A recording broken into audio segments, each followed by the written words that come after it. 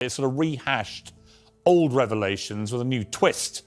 As it turns out, we've apparently been wrong all along. Britain is a nasty, racist hellhole where only magnificent Meghan stood up to all this, and the world's biggest victim. The California dream is burning. Prince Harry is frantically packing his belongings in Montecito, preparing to flee the multi-million-dollar mansion that was supposed to represent freedom, peace, and a fresh start. But this isn't a casual visit to his homeland. This isn't about reconciliation or family healing.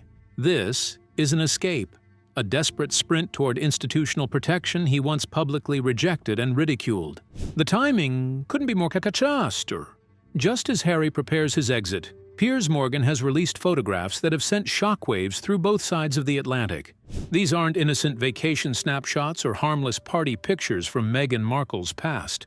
These are yacht photos, images that document her presence in elite circles, with disturbing connections to the world Jeffrey Epstein built and Ghislaine Maxwell controlled.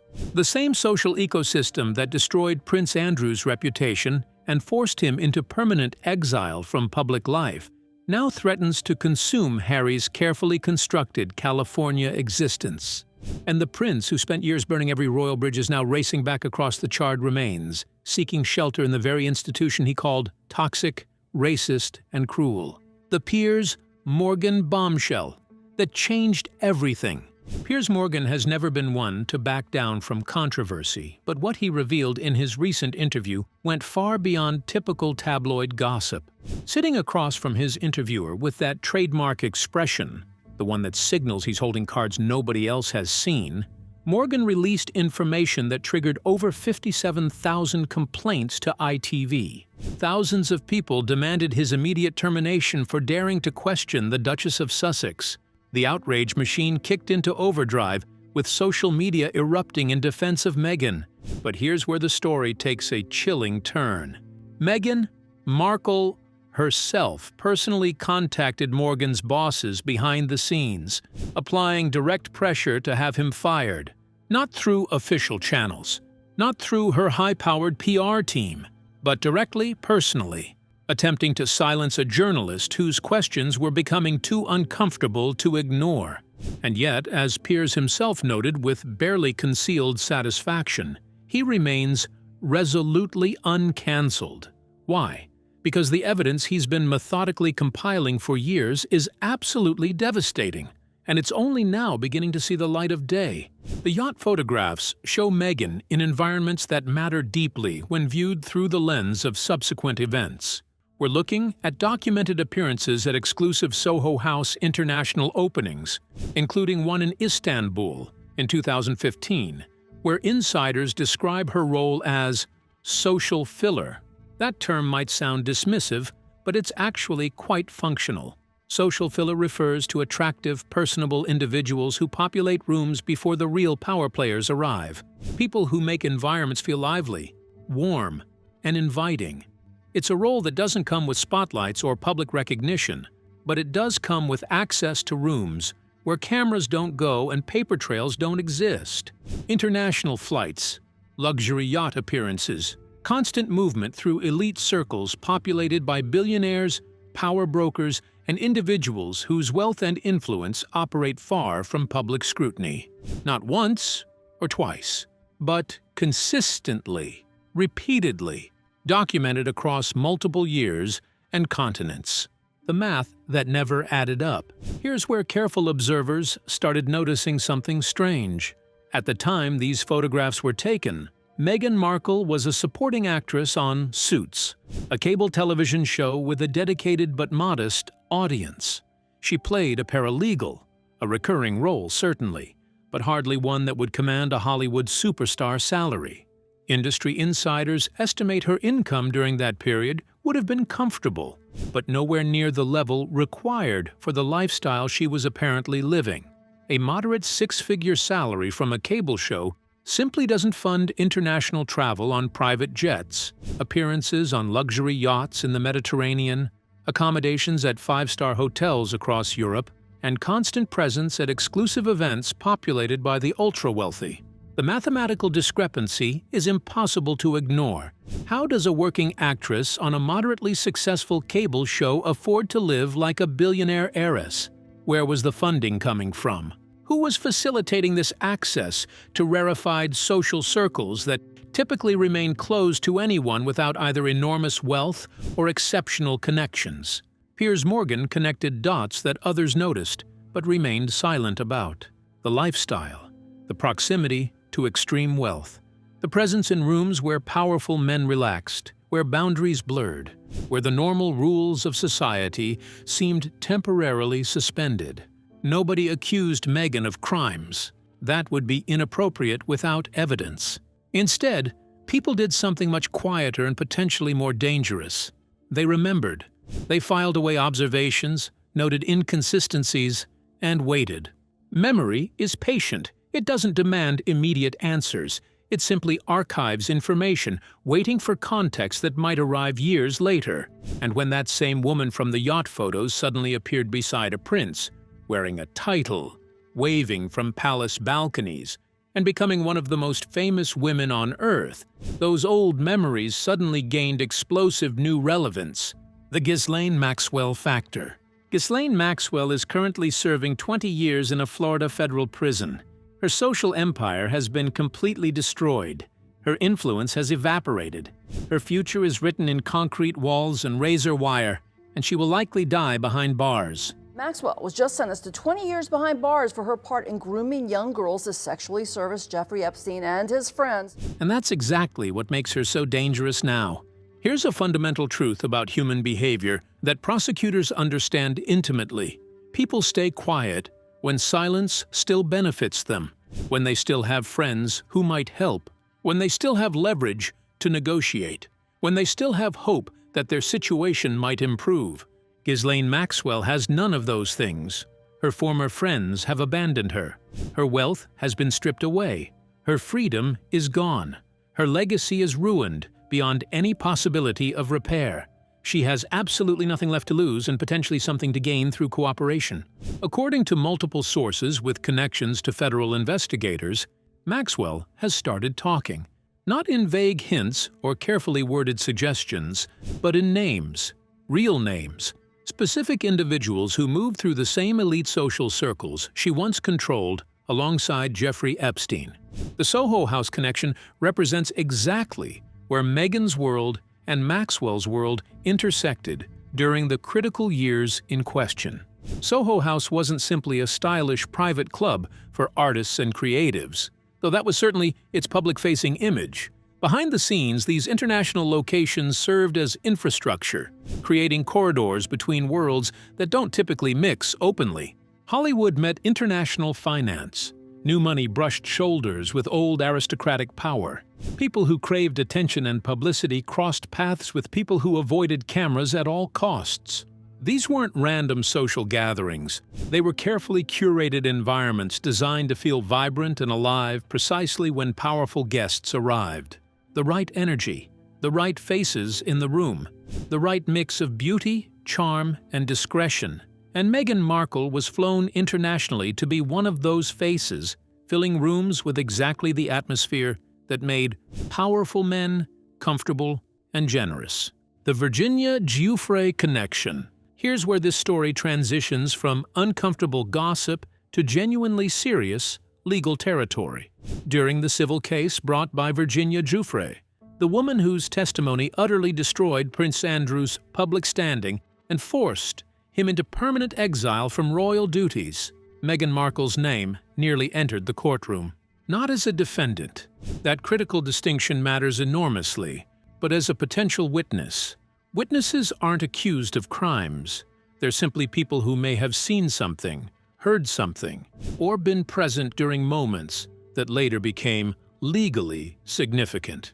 According to court-related positioning that emerged during discovery, there were 3 specific reasons investigators considered calling Meghan for testimony. First, she lived in the United States, making jurisdiction straightforward without international legal complications. Second, She was described as a close associate of Prince Andrew during a specific time period that overlapped with alleged abuse. And third, she was said to have been present within Jeffrey Epstein's broader social environment during years when criminal activity was actively occurring. Ultimately, she wasn't called to testify. The case settled before that became necessary. But the damage wasn't in the outcome. It was in the fact that experienced federal investigators with subpoena power looked at Meghan's history and believed there was something substantive worth asking about under oath. You don't almost get called as a witness in a federal case involving sex trafficking and abuse unless investigators have concrete reasons to believe your testimony might be relevant. That near miss should have been a massive warning sign to anyone paying attention. Instead, it was quietly buried beneath the constant media coverage of royal wedding preparations and fairy tale romance narratives. Now, years later, as Ghislaine Maxwell talks from prison and Piers Morgan releases photographic documentation, that almost testimony suddenly looks like a bullet that was dodged temporarily but never truly avoided. Montecito, Paradise Lost. While the yacht scandal detonates across every media platform on both sides of the Atlantic, Montecito has simultaneously become completely uninhabitable for the Sussexes. This isn't just one problem. This is a catastrophic convergence of failures happening all at once, each feeding into and amplifying the others. The wealthy neighbors of Montecito have frozen Harry and Meghan out entirely. There are no invitations to local charity events.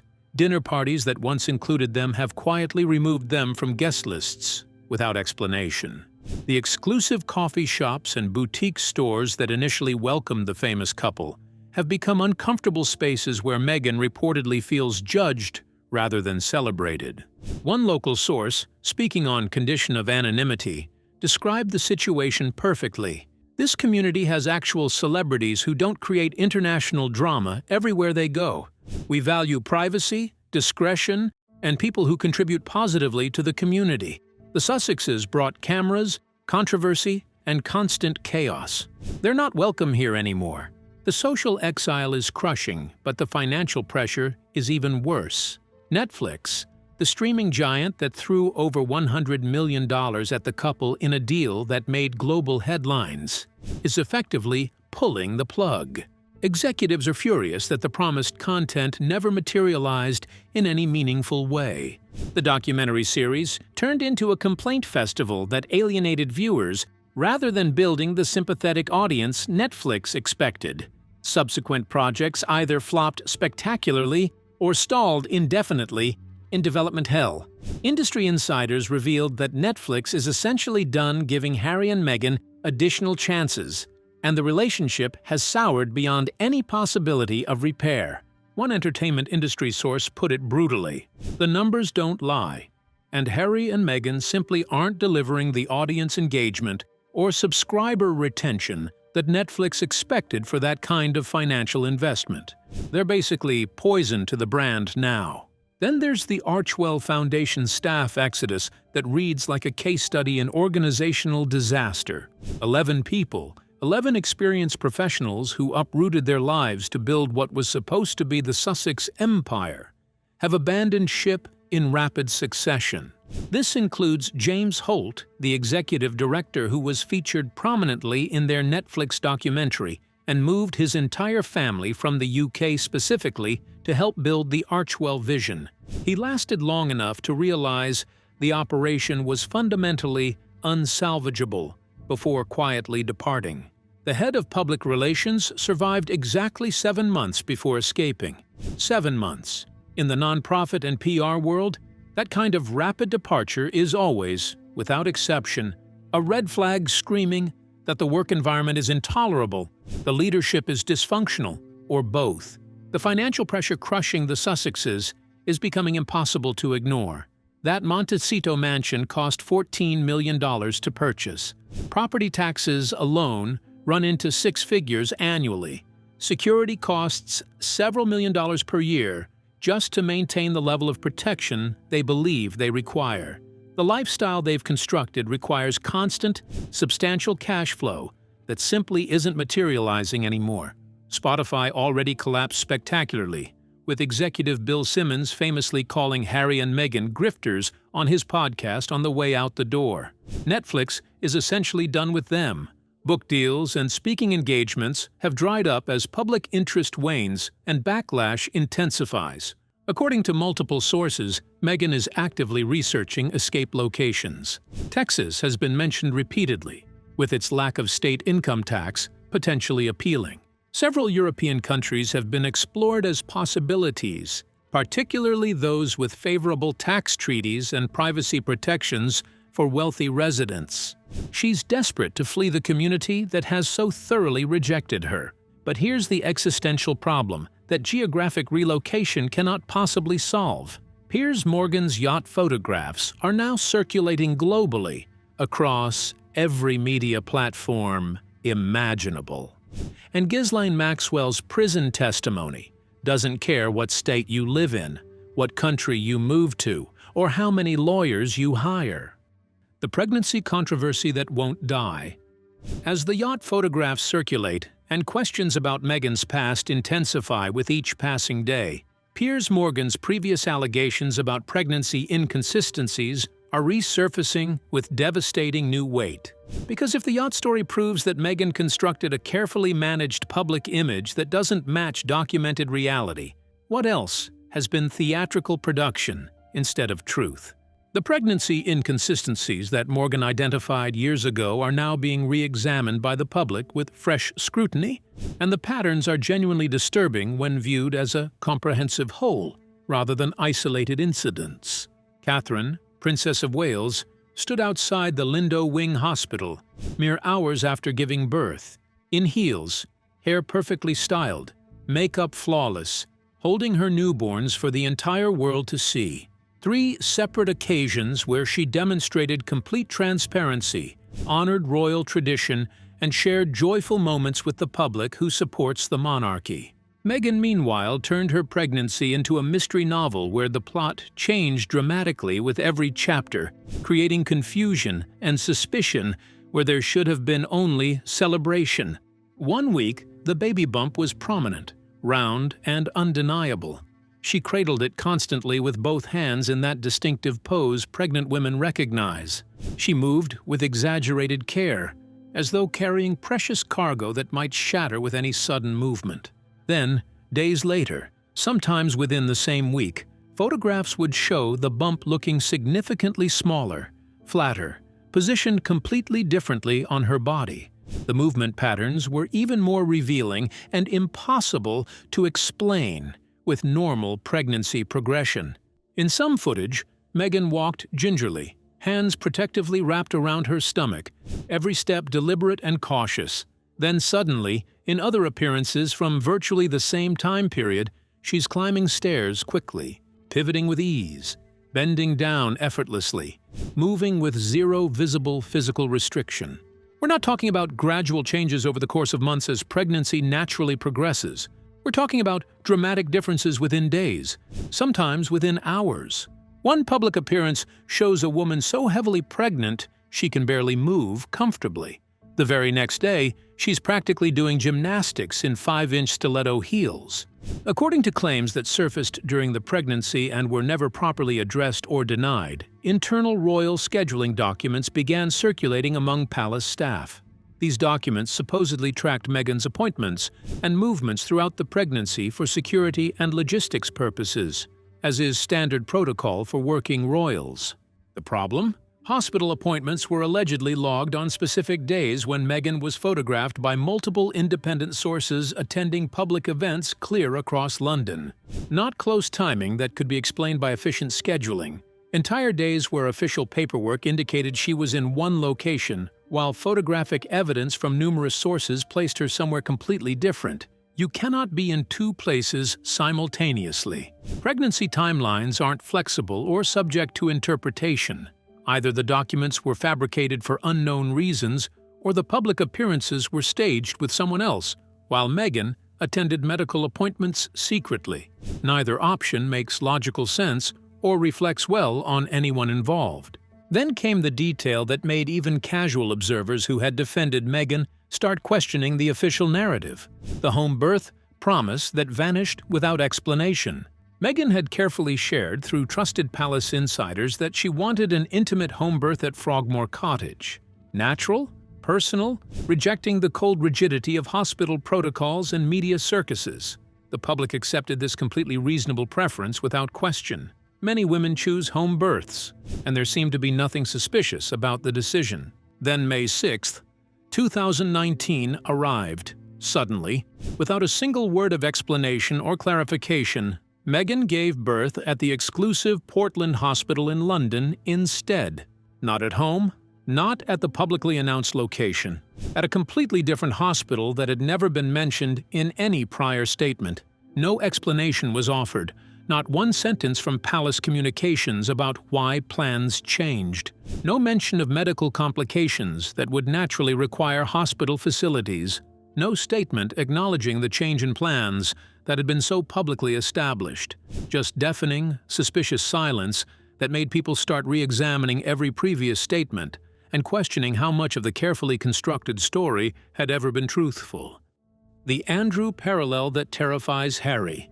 Prince Harry understands exactly what happened to Prince Andrew because he watched it systematically destroy his uncle in real time, removing him permanently from public life and royal duties. Andrew didn't lose his standing because of tabloid gossip or media speculation or unverified allegations. He lost everything: his titles, his patronages, his military affiliations, his public role, his reputation, because of sworn testimony. Because once Virginia Giuffre's allegations were made under oath, once photographs were authenticated, once victims spoke in depositions that created permanent legal records, the fairy tale of the respectable prince collapsed instantly and completely. That's how scandals actually end in the legal world. Not with inflammatory headlines that fade from memory, not with PR statements carefully crafted by expensive lawyers, but with records, with depositions, with testimony given under penalty of perjury that creates permanent documentation no publicist can ever erase. Andrew became the cautionary example that royal families study when things go catastrophically wrong. The proof that institutional silence and legal maneuvering can protect you for years, sometimes decades, until suddenly it can't. Until one person speaks under oath and the entire carefully constructed shield shatters irrevocably. The parallel between Andrew's situation and Harry's current crisis is absolutely terrifying. And Harry understands it better than anyone. Both are royals connected to Epstein circles through documented social proximity and associations. Both were present in environments where boundaries blurred and powerful people operated without meaningful oversight or accountability. Andrew was directly, specifically named in Virginia Giuffre's sworn testimony, creating a legal record that will exist permanently regardless of any settlement or legal maneuvering. Meghan was nearly called as a witness in that exact same case. The same legal proceedings that destroyed Andrew almost pulled Meghan onto the witness stand to answer questions about who was present, when, and what she observed. The same case, the same victims, the same legal framework, the same investigative team with subpoena power and access to evidence the public has never seen. Harry knows the royal institution possesses tools and resources that California publicists, no matter how expensive or well-connected, will never possess. Lawyers who specialize in making problems shrink quietly rather than explode publicly. Professional fixers with centuries of institutional knowledge passed down through generations. Ancient protocols designed specifically to contain scandals before they reach courtrooms, where records become permanent, and testimony creates documentation that never disappears. The royal system knows how to absorb inconvenient pasts and make them functionally irrelevant. History provides multiple examples that Harry has certainly studied carefully. Look at Princess Sophia of Sweden, who has well-documented history in glamour modeling and alleged proximity to Epstein-linked environments as early as 2005. Once she became royal through marriage, that past didn't magically disappear, but it absolutely stopped being discussed in mainstream media or polite society. Look at Crown Princess Mette-Marit of Norway, who publicly apologized in 2019 for maintaining a social friendship with Jeffrey Epstein. The apology happened, received brief media coverage, and then the story closed.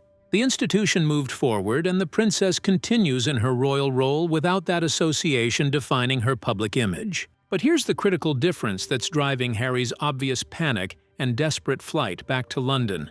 Those institutional tools and protective mechanisms work before testimony begins, not after.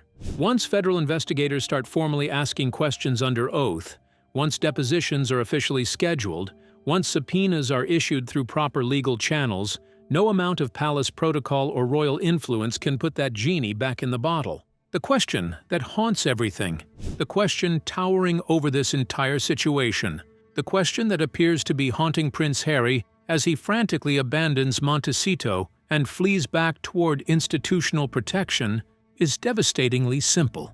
What did you know about your wife's past? And when did you know it? If Harry knew about the yacht appearances, if he knew about the Epstein proximity, if he was aware of the elite party circuits and the questions surrounding how an actress on a cable show afforded that lifestyle, and he actively helped conceal or minimize that information, then he's complicit in a cover-up that makes him legally vulnerable and morally compromised in ways that could destroy whatever remains of his public standing.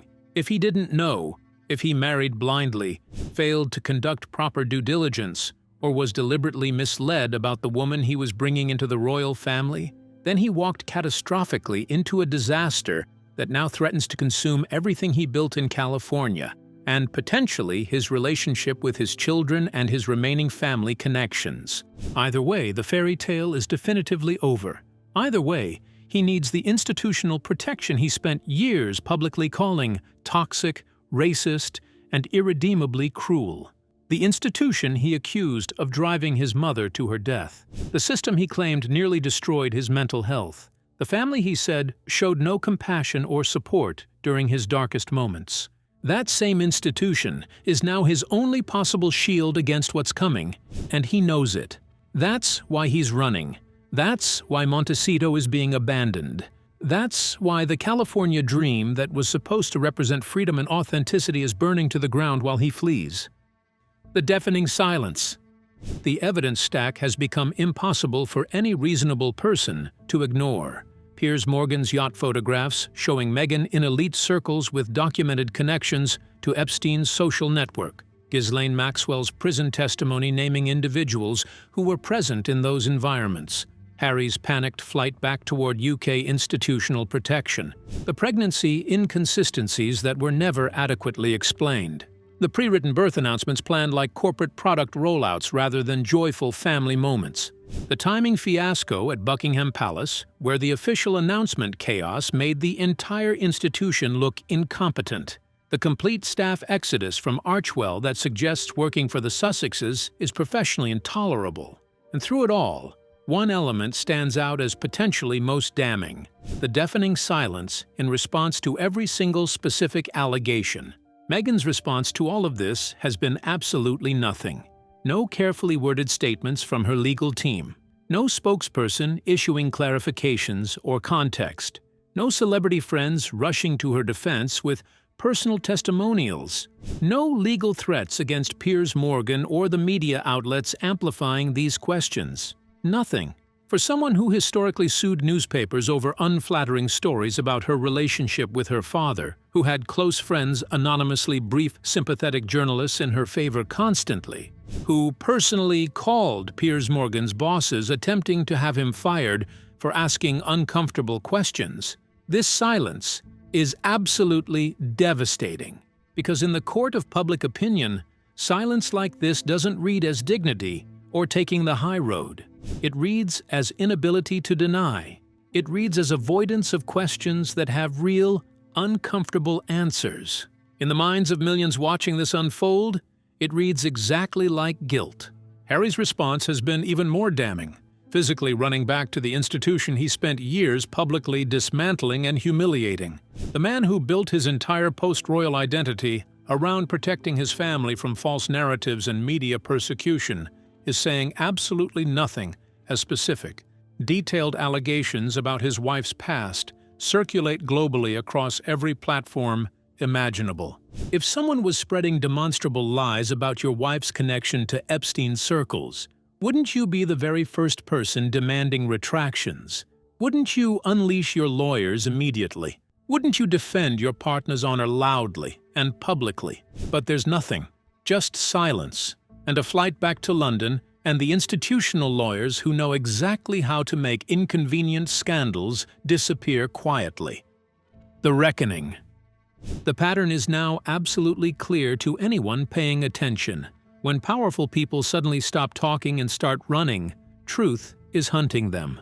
When yacht photos meet prison testimony, when photographic evidence aligns with investigator interest from years earlier, when financial collapse coincides with complete social exile, the fairy tale doesn't just crack, it shatters completely and irreparably. Harry either knew about Meghan's past and helped actively conceal it, making him complicit in a cover-up that could have legal ramifications, or he didn't know and was catastrophically deceived into a marriage that's now threatening everything he walked away from his family to build.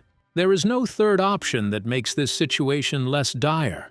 The institution might protect Harry because he's blood royal, because he's Charles's son, William's brother, Diana's child, because protecting him protects the crown and the continuation of the monarchy itself. But Meghan, the crown, has a centuries-long history of sacrificing outsiders to protect itself and the bloodline that matters above all else. And right now, as Harry abandons Montecito and Piers Morgan releases evidence that becomes more damaging with each revelation, it's becoming crystal clear that the reckoning isn't approaching sometime in the distant future. It's already here. It's happening in real time as the world watches. The only question remaining is whether anyone survives it intact when Ghislaine Maxwell finishes talking from her prison cell, and when testimony potentially begins in legal proceedings that could pull more names into the permanent record. Because once words are spoken under oath, they don't stay behind closed doors for long. Those records become discoverable, quotable, usable in future cases and investigations. And when that happens, when the testimony is given, when the names are named, when the documentation becomes part of official legal proceedings, no amount of running to different states or countries, no geographic relocation to Texas or Europe, no institutional protection from ancient royal protocols can erase what's already been documented, photographed, investigated, and remembered by people with subpoena power. The yacht photos exist. The proximity to Epstein's world is documented. The investigator interest from the Virginia Giuffre case is part of the historical record. Maxwell is talking. The walls are closing in from every direction simultaneously. And Prince Harry, who once stood confidently beside his wife and declared they would build a better life free from institutional constraints and media persecution, is frantically packing his bags and fleeing back to the very institution he spent years destroying, hoping the crown will protect him from the consequences of choices that are now coming due. The California dream is over. The fairy tale has shattered. And the question that will define the next chapter of this story is simple. When the testimony begins, whose names get spoken under oath, and who gets sacrificed to protect the crown? Will Harry and Meghan's relationship survive this mounting pressure? Can the royal institution protect them both? Or will someone be sacrificed? What happens when Maxwell finishes naming names? Share your thoughts in the comments below, and subscribe for updates as this story continues to develop. The truth is emerging, and it's more explosive than anyone imagined.